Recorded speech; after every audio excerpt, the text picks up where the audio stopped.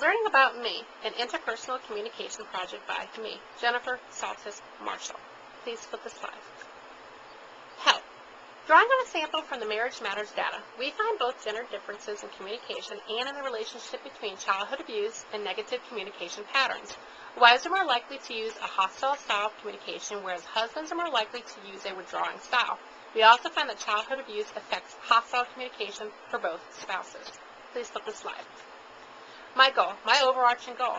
My goal is to simply become an effective listener and an effective communicator. However, it may not be that simple to become an effective listener and communicator or to break my old habits. I want to have good, open communication with my new husband, children, family, friends, co-workers, and even the members of my church. Please flip the slide. Let's talk about the DISC model. By learning which temperament types we, as well as those people with whom we have contact with in our personal and professional lives, fit Bono's 4-temperament model of human behavior, or the DISC model. We can help better understand ourselves and the way we interact and communicate with others. We can alter our behavior and redirect our actions by making right choices. We can learn about what motivates us, our environmental needs, the type of leader with whom we respond best to, and the things we need to learn about ourselves in order to solve the people puzzle. The DISC personality type is broken up into 4 categories: D, I, S, and the C.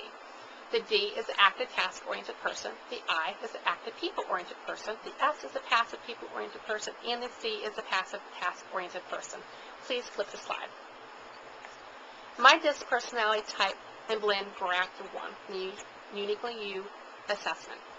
This is expected of me, personality type, dynamic influencer. I am a D/ID. I'm impressive and demanding, like to accomplish tasks and look good, determined and driven. That's at influencing large crowds, overly concerned about what others may think. Too strong, that's what my father says is my biggest flaw. Have good communication skills, though I beg to differ. Until taking this class, I hope to have better communication skills after finishing. Interested in people, need to be more patient and interested in the feelings of others, need to slow down and think projects through, and I'm motivated by opportunities to control and impress. Please flip the slide. Controlling those behavior blends. I need to learn to develop humility and obedience. I need to remember everyone has a boss, even me. I need to avoid rebellion. Recognize winning is not always the most important, and that will be extremely hard for me because I am very competitive. Be patient with others. Rely on others instead of my own ability to make things happen. Again, I have a problem with that. I always rely on myself. I've been disappointed by people before, and if I can get it done, I just as soon rely on myself. Please flip the slide. What this means to me. My father has always said that my biggest hereditary flaw, which I'm inherited from him, was my strong will and personality. He said that would undoubtedly be considered an asset at times and a curse at other times, and I have found that to be true. The Uniquely You assessment was definitely eye-opening and very true. I want to be a better listener and better communicator. I want my relationships to flourish because of good communication skills. I never again want to live in a relationship where there was no communication. Communication is obviously one of the hugest keys to a happy marriage, and I want to be happy and make this next marriage successful. Please flip the slide. My DISC personality type and blend graph 2. This is me, personality type, dominant, inspiring, cautious. I'm a D/IC. I'm demanding, competent, active, compliant, like to look good, determined, cautious, outgoing, task-oriented, impressing, people-oriented in crowds, don't mind change, need to increase sensitivity and softness, like to do things quickly, and like to accomplish things. Please flip the slide. Controlling those behavior blends. I need to learn to listen more, be more sensitive to others' feelings, be a peacemaker, not be so judgmental, and be optimistic and encouraging to others. Please flip the slide. My DISC personality type and blend. There's several adjectives here that describe me.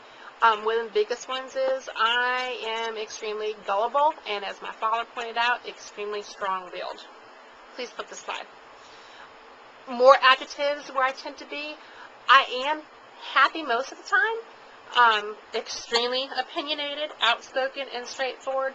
Those really hit me on the head. Those are ones that I need to truly work on. Please flip the slide. Again, more adjectives I tend not to be more like. The biggest adjective here is I need to work on being humble. That's something that I definitely need to work on. Please flip the slide. Again, more adjectives that I tend not to be like.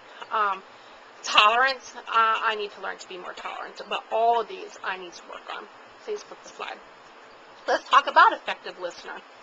Burley Allen defines effective listening as taking in information from speakers, other people, or ourselves while remaining non-judgmental and empathetic. Non-judgmental, empathetic, two of my flaws.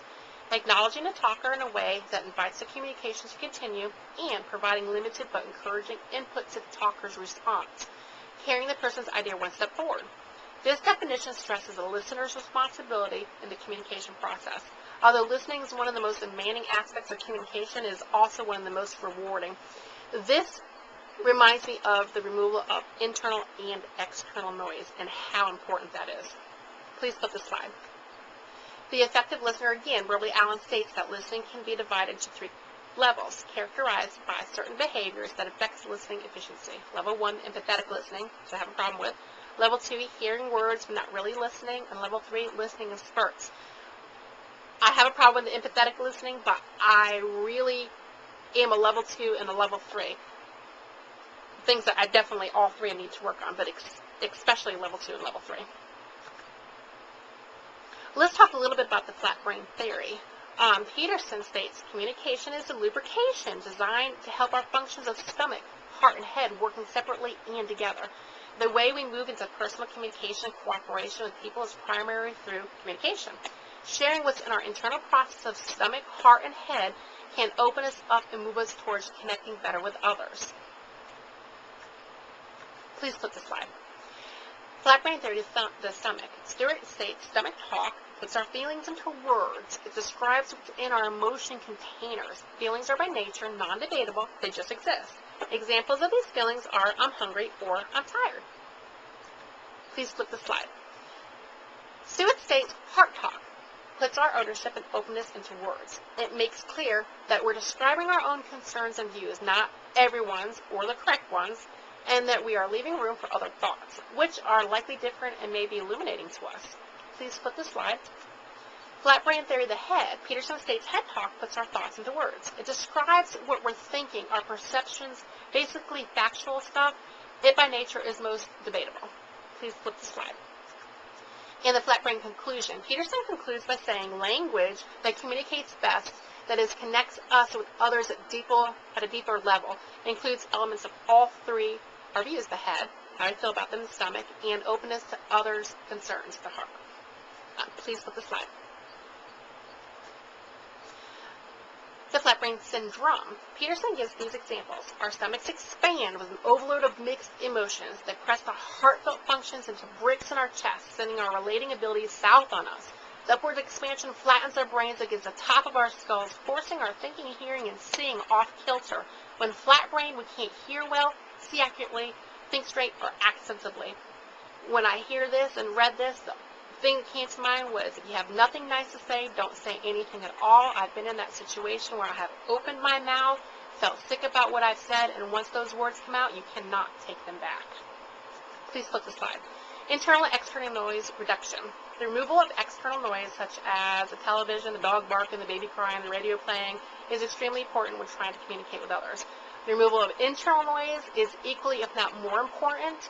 Keeping my mind on the conversation at hand, not thinking about other things, is so important. As I talk with people, I tend to find myself skipping ahead to the next day or what needs to be done right then and there. I need to be focused on the there in the conversation then and there, not elsewhere. Please flip the slide. The Christian communicator I want to be. Psalm 63:3. I want to communicate in such a way that others can see Christ in me and be glorified to God, because your love is better than life. My lips will glorify you. Job 8:21. Maintain a joy that only Christ can give as a witness to others. He will fill your mouth with laughter and your lips with shouts. And the most importantly, Psalm 75:7, which applies directly to my personal life now, continuously provide empathy and non-judgmental attitude, but it is God who judges. He brings one down, he exalts the other. Please flip the slide.